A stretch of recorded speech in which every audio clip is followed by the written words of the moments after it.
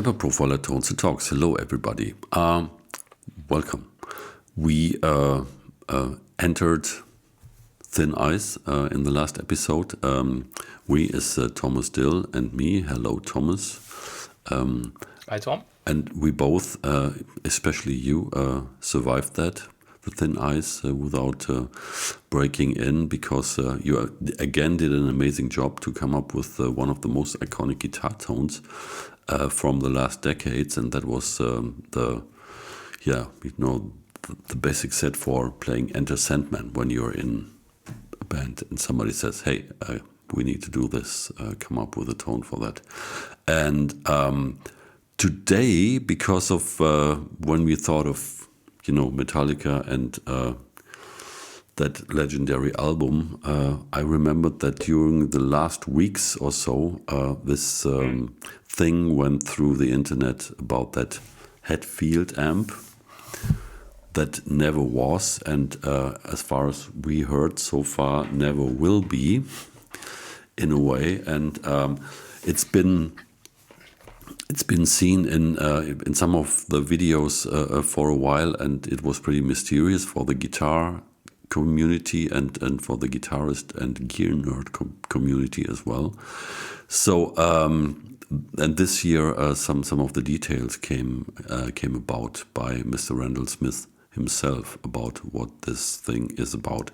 And what we want to do, respectively, you will be so bold and try to come up with something that would basically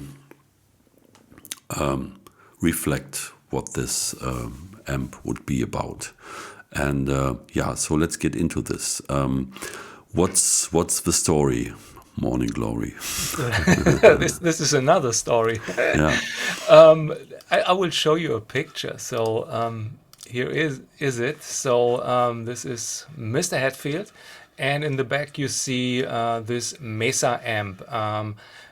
They say it's a 3-channel or 3 amps in one, a JC 120 style amp model. Then I think it was a Mesa Boogie Mark II C, what he used for the Black album, and some kind of the modern version, the Diesel amp. So these 3 amps were inside this magic amp. And of course with the EQ, and I thought, okay, let's try it. Building this style of amp, building not this amp or recreate that stuff. So JC 120 profile, take Mesa Boogie 2C profile, and take the Diesel profile, which I was using last episode for this Enter Sandman sound. So this one is proved. And should we start? Yeah, and do you have something to add?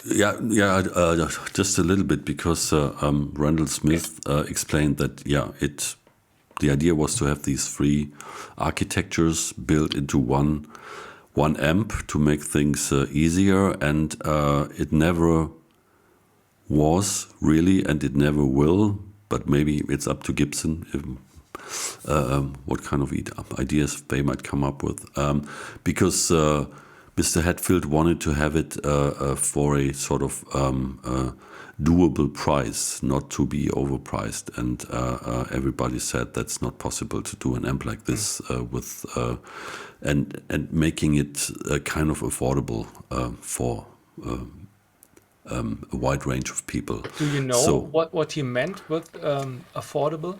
I don't know. I mean, maybe they were looking at, these boutique amps, the Mesas and the Bogners and the Friedmans and these guys. They go like for 3.5 grand, I think, new, and that's already a pretty stretch, I guess. And if they would go to 4.5, 5, 6, maybe, that would be kind of ridiculous in this day and age. But even back in the day when this thing first showed up, by the way, I think it's really interesting that it seems to hover in this photo on top of the cabinet. So there's the space between Yes. the amp and the cabinet. So maybe it's sitting on a drawer or whatever. Anyhow, and then, yeah, we would like to say, look, if this is not going to happen, but it's a great idea, and to have these iconic sounds in one, and with a profiler we can do that theoretically, and we will see if that's possible practically, and then also talk a little bit of the challenges, because maybe before we get into this, we mentioned it in a couple of episodes. When you're on stage and playing live, and that's what this whole thing is about, there is this challenge when you use too many different rigs, or if you're using real amps, using completely different amps on stage with different microphones, different cabinets and stuff like that. It's really hard for the engineer to get this whole thing together in a way that it always fits with what's going on musically on top of that. Because every amp, every cabinet has a different, sweet spot in terms of frequency response. And this could lead to a situation that whenever you switch the amps, your tone would be all over the place. And so you would have to do quite some tweaking on the front of house console to get over that. And the beauty of our situation is here having the profiler. We could take care of that, and most probably because of this amp, because we don't know about the outputs, but I guess it was meant to be to run through just one cabinet and not have three different cabinet types. So we would like to get into this aspect as well. But let's stop the thinking and the musing about that and get into it in detail. So Thomas, please take over and Okay. feed us some approaches. Going amp searching. Okay, the first amp is set. It's the Diesel VH4. So let's go to the rig manager. Here we are. My Enter Sandman rig. And I have created a folder, TT Performance, and I will copy that one into this folder and rename it TT number 1. No, it's number 3, this one. Amp 3 Diesel. So now we need at first a Roland Jazz Chorus, and I found one in the Amp Factory's rig pack. You can search for Roll, and here Roll Land, and let's see, we have this one.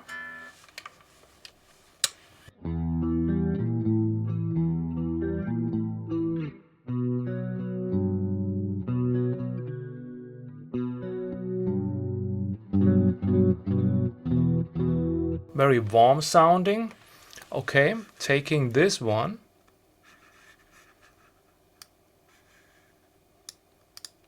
copy, turn off that, and name it at first. TT number 1 is that JC 100, not 29, 120. Okay, now the Boogie. That was quite challenging because there are a lot of rectifiers in all these rig packs, but Mark IIc, I just found one it was in the Legacy rig pack, so really a vintage rig. So Mebo, and we have Mark IV. Here it is, Mesa Boogie Mark II. So taking that one into the performance, name it, and the organization is done. Oh, let's say that one. Oh no. Number 2. Here we are. Now we have them in the right order. And yes, starting with the Roland.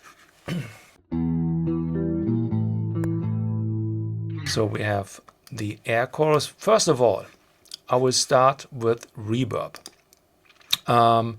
For this stage setup, as I would call it, I will go here. I would use a natural reverb again, the room reverb with a lower mix level. So just 800 milliseconds. And this one.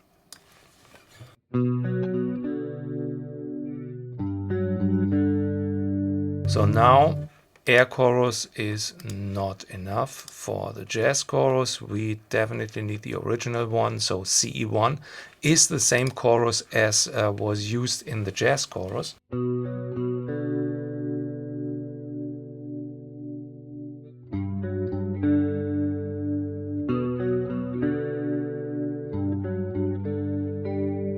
Fine. So close enough. And a nice warm tone. So amp model, we can use the original Roland. I would take the bright one. Maybe turning some treble up.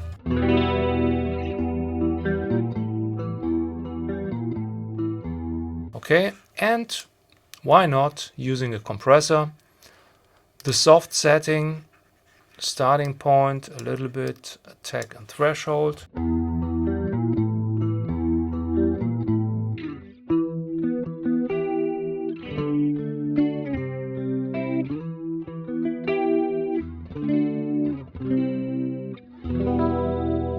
Fine, okay, nothing fancy with reverb or something like that, just easy jazz chorus sound with a bit of compression. So that's it. I think amp-wise we are done. Okay, replace the rig, going to the Mesa Boogie. This is on crunch settings, so I would try. So I have a question. Yes, please. Yes, please. Just, of course. So now the jazz chorus is obvious, but the role of the diesel and the role of the Mark II, I think, would be interesting because would you expect the Mark II to be the one used for solos, or the diesel the one to be used for solos, or have you never thought about that? Because for you it was crystal clear to begin with which one to use for what. Or would you like rather keep that open and not and take it, you know, by song? You know what I'm getting at, because I think that's because I have always the thing. Maybe that's stupid. You know, I have this clean tone, clean lead tone, distorted tone, distorted lead tone, and they come with certain amps. So some amps for me are not very interesting rhythm amps, or the other way around. Do you have that as well, or would you say shut up and let me proceed? It will be all clear soon. No. This is a very important question. But I didn't thought about that, to be honest. Okay. So I would, if I was James Hetfield, I would do maybe the older stuff with the Mesa Boogie. So to get this older tone, 90s tone, and the modern, this really high gain, solid stuff, I would do it with the diesel. And then I would have a boost, a volume boost, and for solos, even with the Mesa Boogie or with the Diesel. So to have a clean character, this Mesa Boogie character, this more, I would say, old school character, and this more punchy modern character from the Diesel. These settings, this is the one that I would adjust. And then putting just wire morphing here for the profiler, wire morphing a boost of 2 dB for the lead tones. Okay, yeah, interesting. That would be my approach. So let's see where this takes us, because we talked about this briefly before. The Mesa thing, because we agreed that when the news hit and the Black Album hit, and we heard about the Mesa 2C being used for, we don't know exactly. So the rhythm stuff or not, because the Mesa so far, up to that point, for me, wasn't really a super tight metal amp. It was this thing, it came up big with the Santana stuff. And then every, pop guitar player with a really creamy and very distorted lead tone, they had all the Mesas, because they were basically the first ones who had lead and sustain up the wazoo, just right from the amp, and this amount of distortion. But I had one in the studio I was working from a friend of mine, and I never got something out of it that was close to what I thought should be possible with it. So Me too. it was this 2-channel combo, and it had all this pull stuff and things like that, but it was really a brawly tone, a lot of distortion, but not really tight, and no contours. So I thought everybody must treat this with quite some pedal situation in front of that. And so I was so astonished when this super tight guitar tone came out with the Black Album, that it was that there was a Mesa involved. I mean, we're talking pre-rectifier at that time. So somebody must have come up with the idea to really tighten up the low end somehow, or use a completely different amp. And maybe this Jose Arredondo tuned thing had that, but it's not. Maybe it was the combination between those. So sometimes if you have two different amps, you've listened to one amp and think, okay, it's okay, the other one, and then the combination, that's it. So maybe that was the thing for recording these tones, and that was this superposition for the Mesa Boogie 2C in combination with the V-curve from the EQ.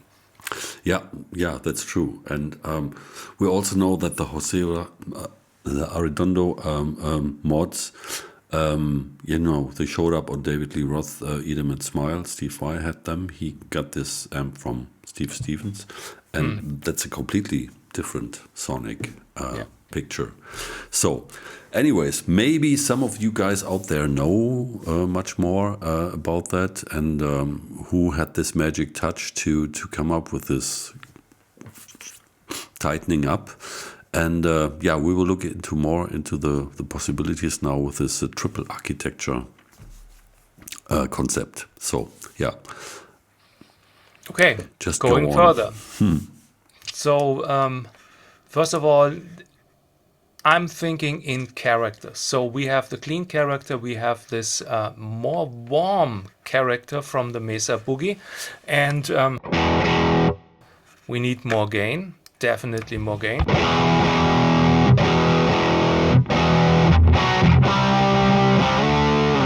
Bit boxy, so, and a bit noisy. Taking that one, I will try let's say, rectifier.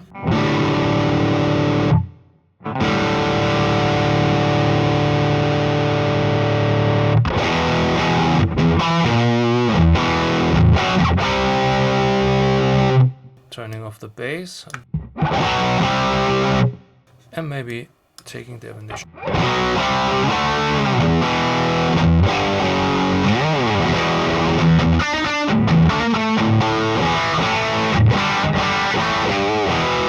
Okay, so then next step, delay, turning off. We don't need a delay, and saving that one.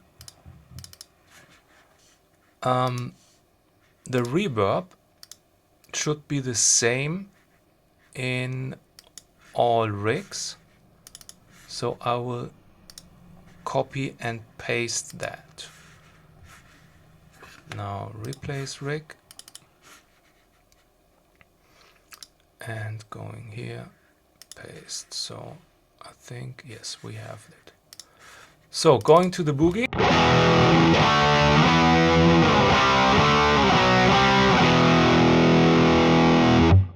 Okay, now the magic V curve, as I said, EQ, Studio EQ, and I have this Mesa Boogie preset here for me. Let's see, low gain a little bit, mid gain turned down. Yeah, mid gain 2, up.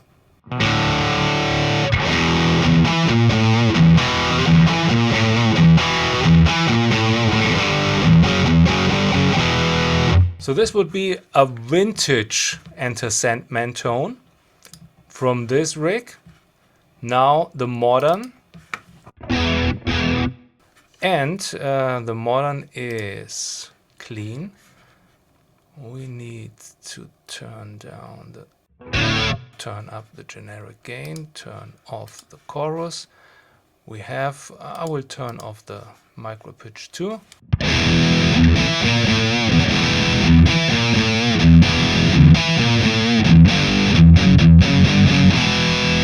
So here we are, and this would be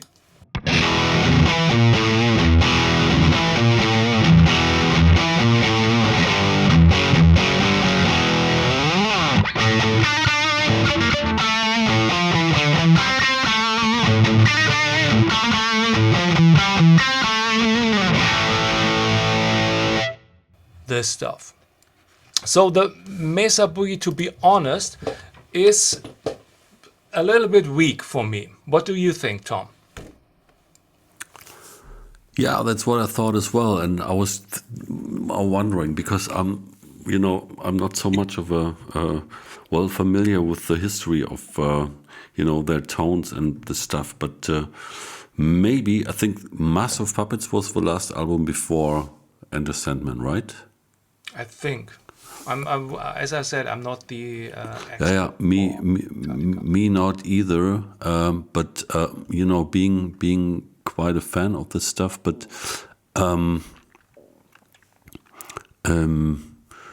84. Oh no, Injustice was after that.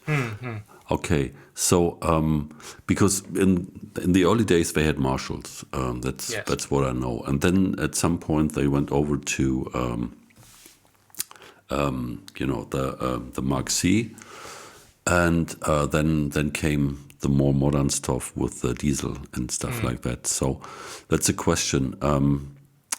And what you played, the riffs, they sounded pretty authentic, but a little bit bottomless for what Metallica is known for. But I remember the Masters of Puppets album, and then I think the Injustice for All was the one where they really turned down Jason.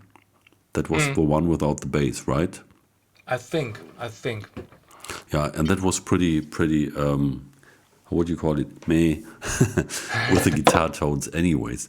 And this cool super explosion came with the Black albums then. Yes. So I guess that the Mesa 2C would be more like taking over from the Marshalls, and then to go from there and face the future, I think that would be the diesel then.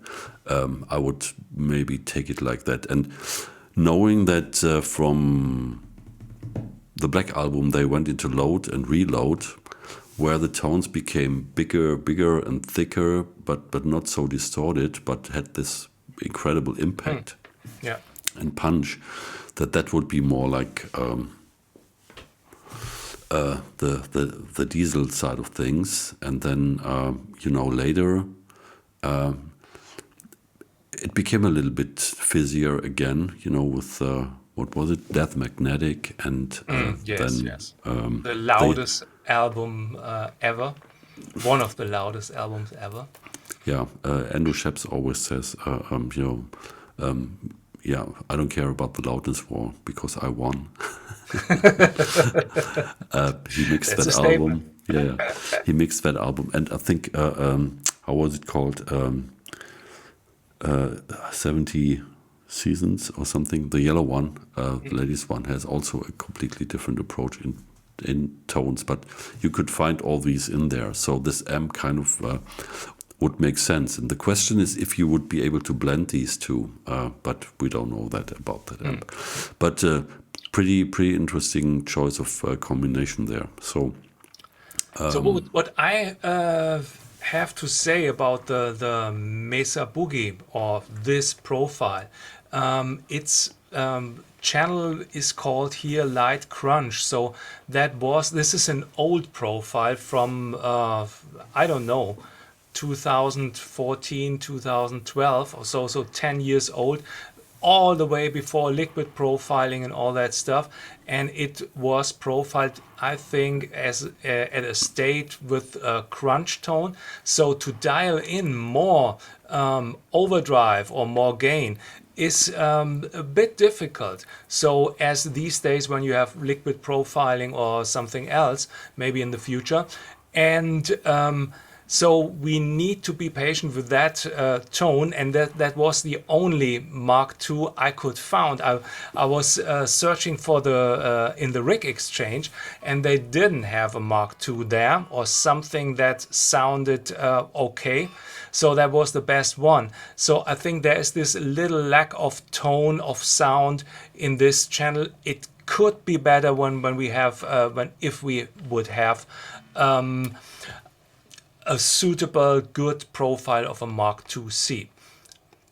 So that's the thing. So, but with the recurve, you can do a little bit fine tuning, and maybe I could do some overdrives placing before that to tune that stuff. So this is something that you can do. And the other thing is that's what I always say, the frequency range. So there are 3 different profiles and they sound different, and you might get in trouble with this frequency range. So the diesel would be the famous best amp, would sound totally great, and if the guy, the sound engineer, would adjust his mixing desk for the diesel sound, so the Mesa Boogie will go back and would not sound that good because it's set up for the diesel amp. Otherwise, if he would set up the sound for the Mesa Boogie amp and you kick in the diesel, it will explode because the diesel has so much impact and so much great low end. So this is a tricky thing for using that one on stage. Tom, do you have something to add? Yeah, This is especially my position. Yeah, no, it's true, and it would be tricky to because, in that situation with the 3 different amps and caps, you would have, of course, at least 3 microphones, miking each cap, and then have 3 channels for the whole thing, and with individual tweaking that it kind of fits together, and. Then it's difficult to deal with the level stuff, because then the whole frequency situation changes usually as well. So this was the challenge usually in the old days, because that's the only possibility to bring various tones to the stage by using a couple of amps. And now with the profiler and smaller digital mixers and amps being really, really great sounding, but having not so many channels at their disposal, it would be, of course, great to have something which would deliver these tones, but run only into one channel on front of house, and that's where things become then a little bit challenging, because that would be the case then, where you would have one setting for the guitar channel, and then you run a JC like cap and a Mesa like cap and then a diesel like cap into this thing, and that wouldn't gel. So the solution would be, I don't know, I would try to use one identical cap with the ones. That would be one approach, because I think this Hetfield amp was designed to go into one cap as well, so you would have a solution to that situation, and that would be worth a try. What do you think? Yes, we can try it. Cool. So here we go. Rig manager. Let's see. So clean sound.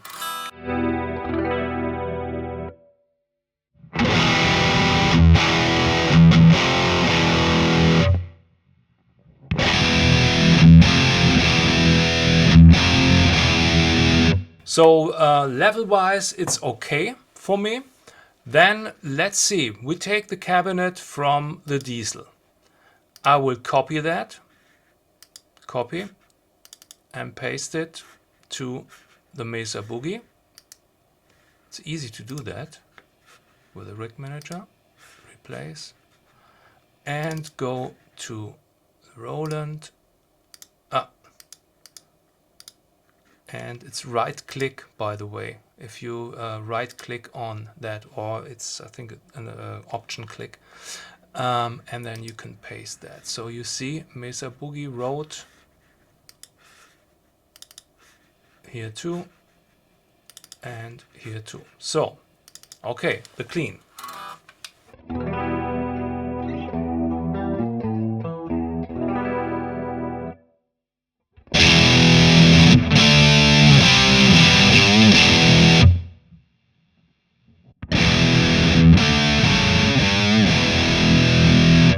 So, very loud.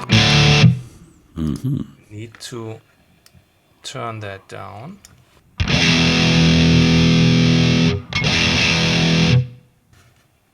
Place the rig.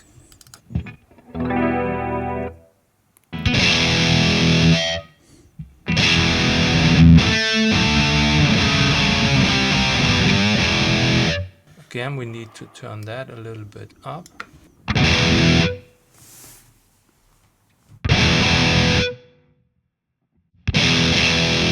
Okay. So now the Sandman check.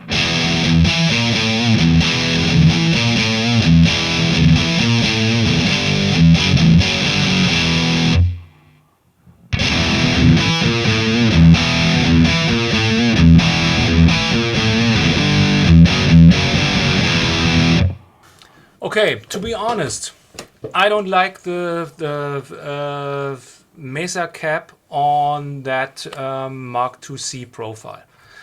It sounds too fizzly, it sounds too harsh for me. And for the concept to have a more warm high gain tone, it's not the right cap. What do you think? Oh, I thought, that's bringing a little bit more mojo to this 2C. And yes, and maybe I would tame a little bit the high frequency stuff. Okay, so wait a minute, then let's do that. Let's do it. Lead me into that. What you want to have. So, great idea, great approach. So here we are at the amp, at the Mesa Boogie amp. Definition turning down. No, I would keep that. I would take, if you play for once before you change anything, Take the presence down, like to maybe what is it there for? Like even 3.5 or so. So 3.5, the presence. Yeah, Okay, we something need like to that. check out the studio EQ. By the way, our V curve. No. Should I turn that off? No, No. just keep it Okay. for the time being, because this studio EQ is Yes. post cabinet, and this the tone control is a part of the how the distortion is designed. So Yeah. that's a completely different situation. So try that one maybe.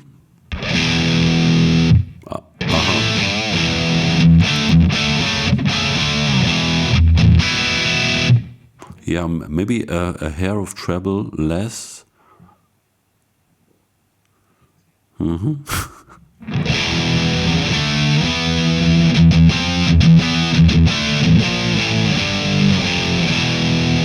If you save that and compare it to the diesel, maybe.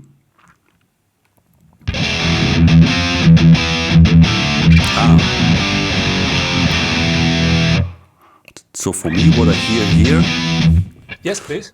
is the same ballpark.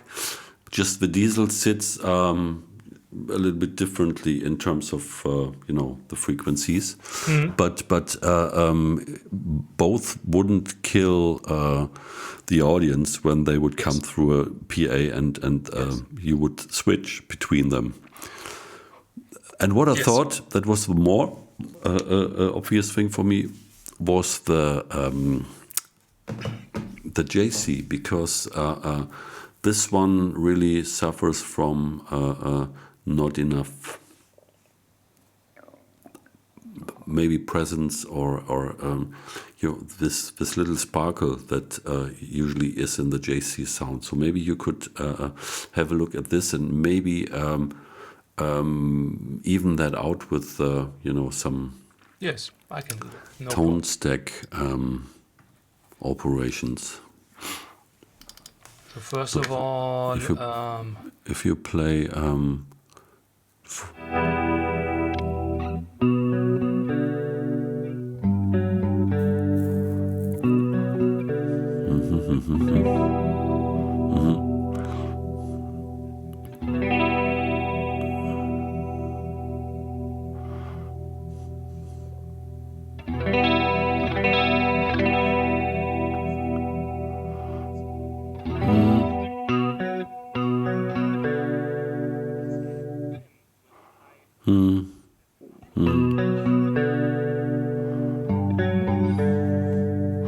no.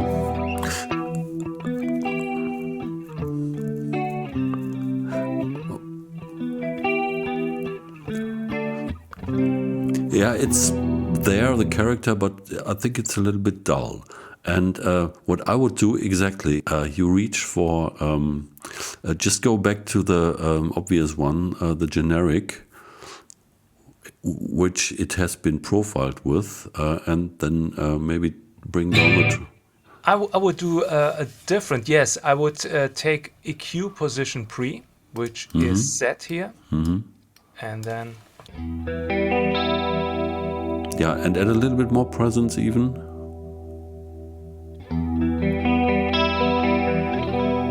Yeah. Maybe a little less or more. I can judge here from the zoom tone.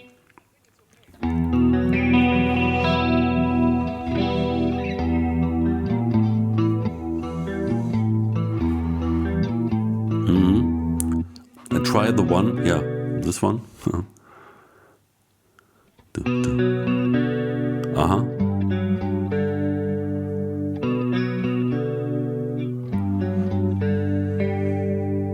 Uh-huh.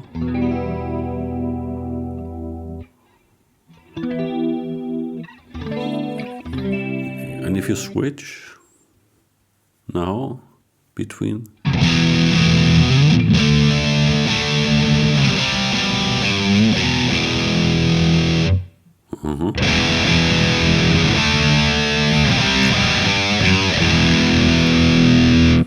so we Yeah. have these characters. Right. The JC is now a little bit louder than the two distorted ones. That was my No problem. No problem. impression, but don't know.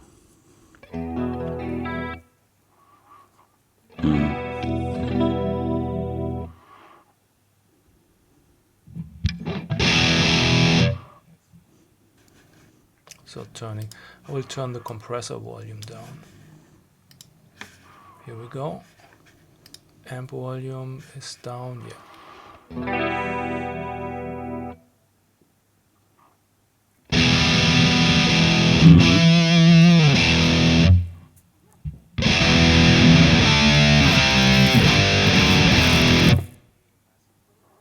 Wow. Fine.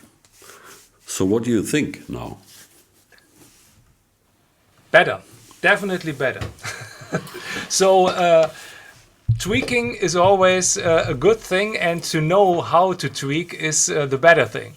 So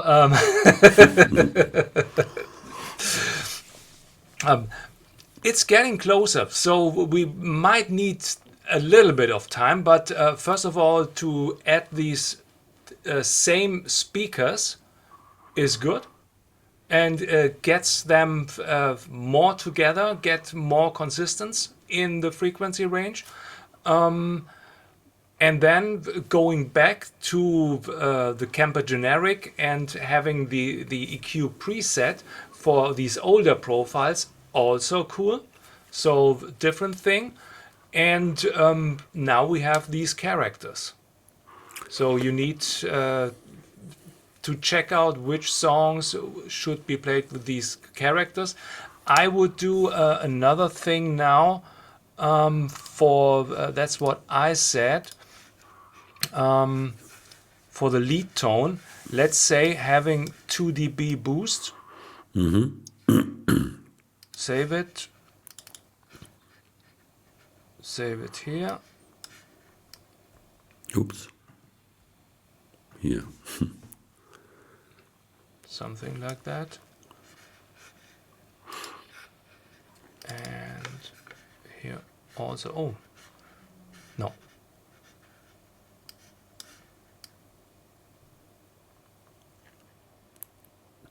So, +1. So now we have. So now you have 2 levels for each Yes, for each channel.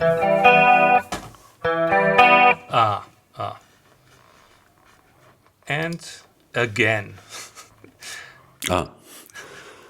Rise time, fall time. Yeah. Yes, our old friend. I forget it all the time. So here we are. And There here it is. yeah, it was from the old one. So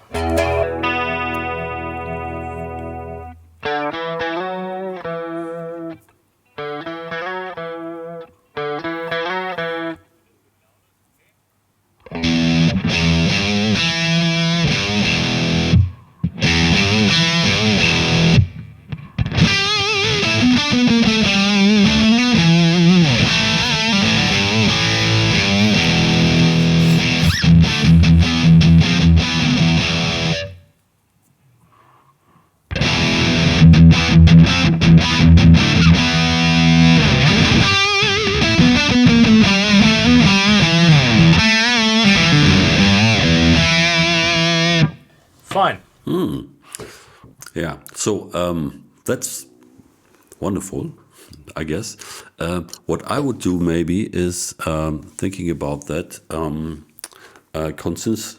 frequency spectrum consistency here or there. I'd maybe go back for the original cabinet for the JC. Okay. See if that fits. Maybe we can do a little bit post EQ, because the character with this sparkle and the way the guitar sits there, that was more expensive, more special tone, I guess, if that's possible for you to go back, because I try. It was here. Remember Me was the tone. Copy. Then going to that. Okay, going back to the rig manager that everybody can see. Okay, here is, I already copied the original cabinet and now paste it so we have the Roland here. And replace it.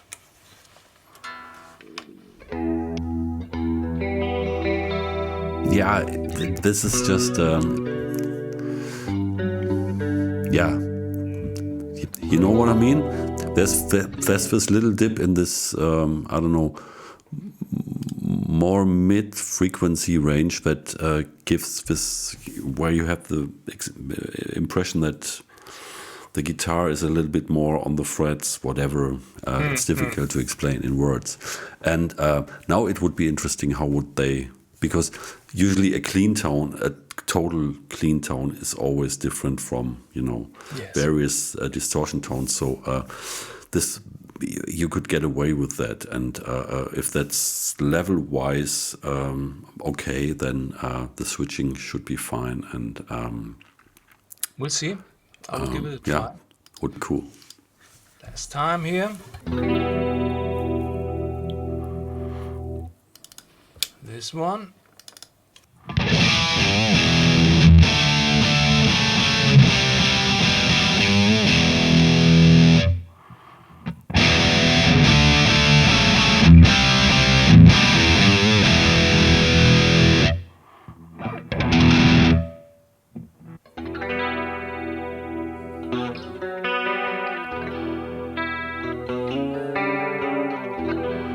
Fine. Absolutely fine. So it's not too thin. It has low end, this clean tone. So I think we can use that for a stage sound. Yeah, and maybe depending on what PA situation there is, do adjust the low cuts a little bit so that they don't get too boomy and things like this. But that would be a nice set to start with, and then you can, I don't know, for solos with the JC you could add more compression and stuff like that, delays, and delay and stuff like that, and for the two, also for the lead tone. Yeah, so you Get a can wah increase pedal gain. into these the overdriven sounds. So no problem. Yes. Yeah, so the tonal vocabulary of Mr. Hetfield basically is there, the foundation for that. And I think even the Kirk would get away with it for the stuff he is doing. And that's pretty amazing. I mean, it's not really amazing because it's a digital device and you can add combine stuff. But to get this tonal footprint together with these three amps and make it usable for any bread and butter situation as well, I think that is something. And yeah, thank you so much for getting into this. And next time maybe we take the approach to do it with just one amp, but that's a completely different story. And for the time being now, guys, what do you think? Use that performance and get creative with it. Let us know what you think, if that helps in using and getting the best out of the profiler. And also, I think it's an interesting approach because of getting digitally into the subject that comes from the analog world and was basically not doable because of the effort in terms of work time and yada yada and being too expensive. So here you go. There it is, as it is not available at all, but here it sort of is available, and you can tweak it up the wazoo to start from there as well. So that's a beautiful thing. And yeah, Thomas, thanks a lot about this, for this, because you even weren't aware of that mysterious Hetfield amp. I'm not the metal guy, so it's this approach, and I can dial in those tones as I did with the Legends Tribute collection, but I don't. I can compare and then set all the tones, but to have them in your mind. So if you listen. It was the same thing with the Pink Floyd thing. I had that in mind.